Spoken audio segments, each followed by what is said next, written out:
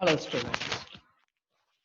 In our earlier lecture, we discussed about the symbols and romantic poet, how Coleridge defined and explained the concept of allegory and symbol.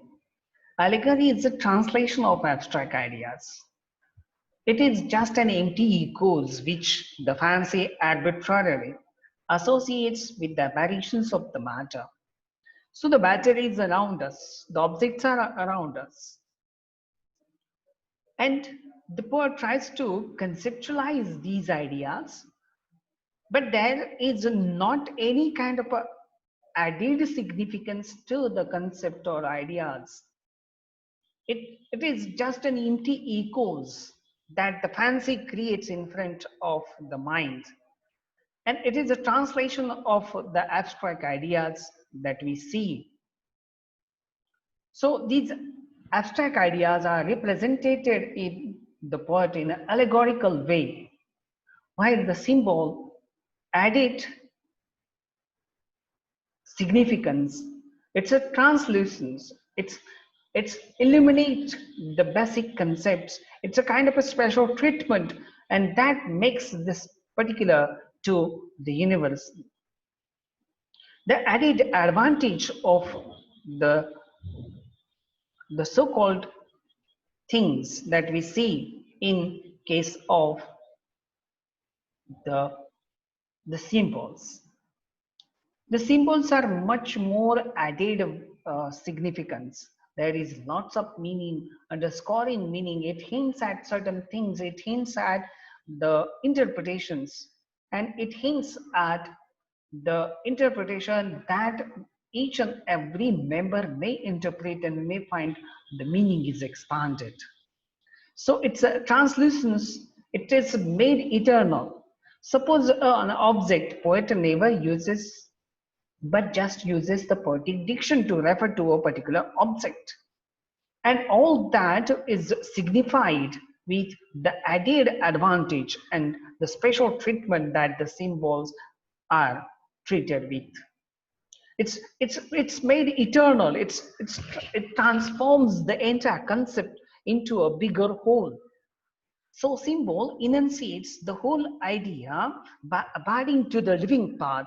It stands for the essence, it stands for the unifying fact, it stands for the universal fact, and it underscores the spirituality, the essence of the meaning, and that is what Coleridge had defined. Goethe, in this sense, had transformed the phenomena into a concept.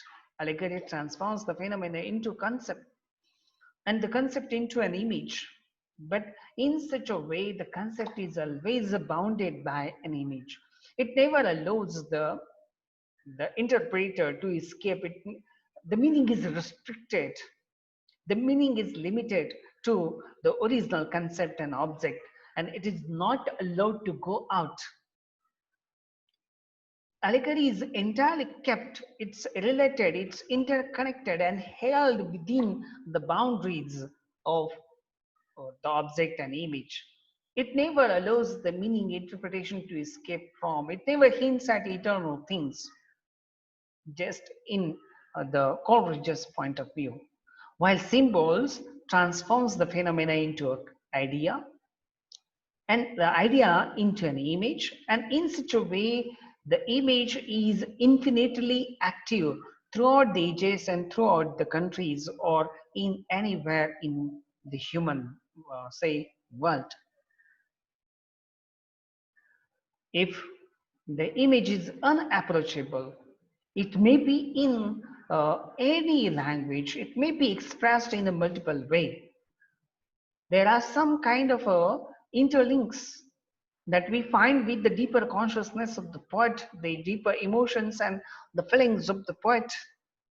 It highlights it, it, uh, it gives us his own private interpretation that deeply rooted in his consciousness.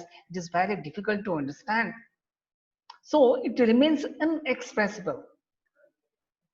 There are so many things that are still in the language consciousness, that are still unconscious, they are still unapproachable, they are still inexpressible, but these things are always there that pose the challenge to the interpreters and to the linguists to interpret.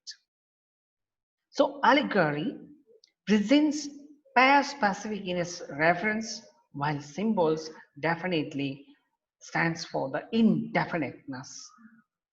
The meaning is heightened, the meaning is highlighted, illuminated, and it is definitely made eternal. So, to express in a symbolic way, to express the emotions and feelings and imagination in a symbolistic way stands for the higher mode of expression, and that we see in our so-called expressions. So when we study these so-called symbols, definitely there are certain theories that you can find. As per the modern poet, modern concept, there are so many such say poets and great poets, modernist poets, Marxist poets, or some another linkages that we find. There are underlying scores, their philosophy, their approaches that made it or difficult to interpret, but certain areas are there where these modernist symbolist writers have underscored the meaning. W.B. Yeats, T.S. Eliot, among the modernist symbolist poet, very much influenced by Arthur Seaman's book, The Symbolist Movement in English Literature, which was published in 1925. Its earlier version was equally important, but what is underscoring is these French symbols are very prevalent in the 19th century, 18th century, and 19th century French literature, and it definitely casts a deeper impact on the English literature, and that we see the first and foremost were James Joyce, Virginia Woolf, Dorothy Richardson, at the same time W.B. Yeats and T.S. Eliot, the great poets of modern 20th century, were deeply impressed by this book.